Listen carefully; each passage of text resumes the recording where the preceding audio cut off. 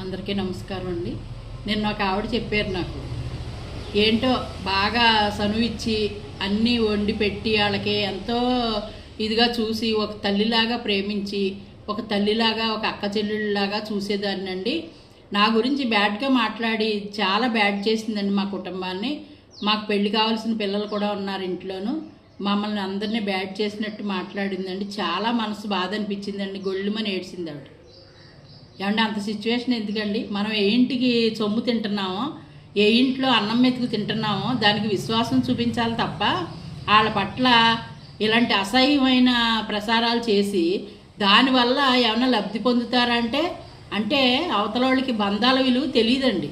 ఒక స్నేహం చేసాము అంటే వాళ్ళ ఇంట్లో మన మనుషుల్లాగా, మనం వాళ్ళ ఇంట్లో మనుషుల్లాగా మసలాలి. అది మనది ఎలాగా గుట్టుగా పెట్టుకుంటున్నాం, ఎదరోళ్ళది కూడా అలాగే ఉంచాలి. ఏమీ లేకుండా కూడా ఉట్టినేని అన్నీ ఏదో పొల్లిరుపుగా